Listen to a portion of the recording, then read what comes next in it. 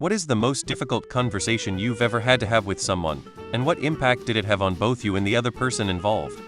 My mother was in hospital and we knew not likely to come out. My dad had gone full Q and joined a doomsday cult as well.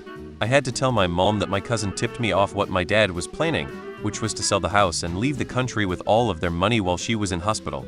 My mom was able to get a lawyer in and redo her will, as well as sever the house ownership so she could leave her half to her children. Dad still got more than Shed wanted, but he didn't get away with his evil plan. I sat my mother down and told her I was done having any contact with her until she got clean.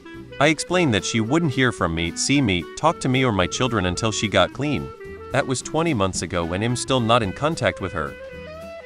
My 12-year-old kid's mom died out of nowhere. I had to sit down and destroy his entire world. It is the worst moment of both our lives. He lost his mom. I had to break his life. My top comment is about how my friend has horrible breath, and it's preventing him from finding a girlfriend. It's because of poor oral hygiene. He had terrible buildup and would hardly brush his teeth. His breath literally smelled like doo-doo.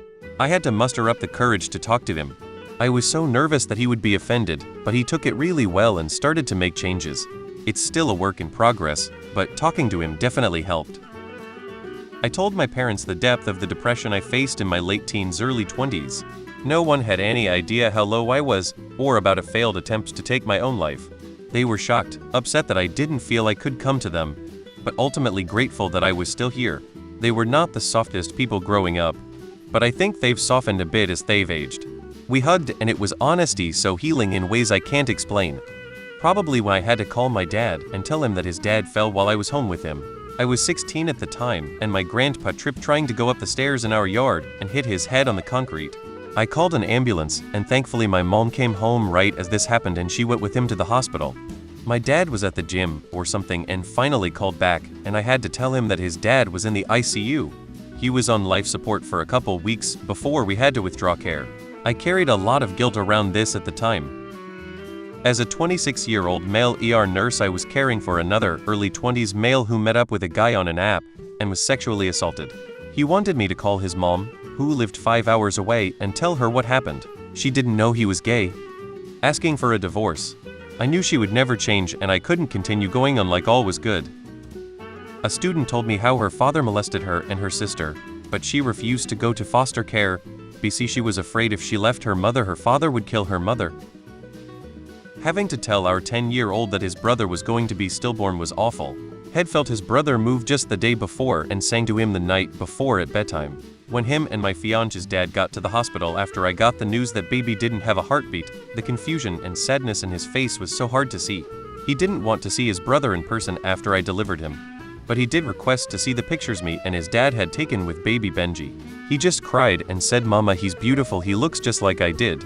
And it broke my heart cause they both did have the same chubby lil chipmunk cheeks when they were born. Ugh.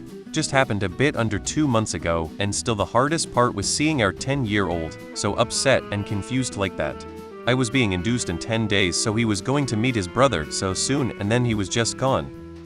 The most difficult conversation I had was with myself. I had to tell myself that I have alcoholic tendencies, and I need to get a grip before I lose everyone and everything in my life. I'm in a much better place now.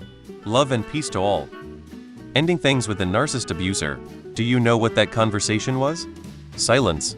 No contact silence the moment she moved out. I spent all my time arguing and having conversations, and the hardest one was the one where I stopped talking because what I needed to say and hear would have never gotten anywhere. Lost my house. Had already lost my job, restarting fresh from my parents' place. Hurts, but it was so desperately needed. Coming out to my parents. They were brave. Everything changed. Telling one of my undergrad student that he is smelly. Some of the people on the class complained about it, don't want to sit next to him during exam, because it is nauseating, etc. Bought him some t-shirt, deodorant, soap, etc. and put it in a gift bag, gave him a bit lecture on personal hygiene. It's hella awkward, but I guess my messages is getting through. My best mate was found dead outside his house by his mother on Mother's Day. I was the last person to see him alive. I had to give a timeline of events whilst feeling at fault for not recognizing the impending medical emergency. She and I are still close many years later. I didn't exactly have this conversation, but my best friend told me that he was gay, but told only a select few people. I think I already knew anyway, but I was really happy for him coming out. I fully respected it. I knew he'd be happier. He was still my best friend. I don't care what or who you are. But something happened.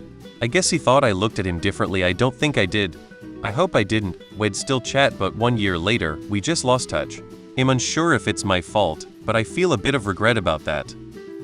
The most difficult conversation was with my mom. I love her, I would give my eyes for her. But she likes to control me. She doesn't see me as her daughter. She used to see me as reflex of her. She wants me to become her second version. I refused that. I have my own personality, my own dreams. Until now, she can't understand that. I finally worked up the courage to tell my parents that I was molested as a child, and they said sorry. After that, absolutely nothing changed. Deciding to take my dad off life support or not. My hardest conversation of my entire life was with my current girlfriend. We had argued and separated for a while. After 5 months, she writes to me and she wanted us to talk about the relationship. After 4 hours of conversation, we made up. It was a heavy and difficult conversation. She cried, but in the end, we both loved each other. We have now been married for 6 years and enjoy life. We would also have a baby soon, so I'll leave you to imagine the impact the conversation.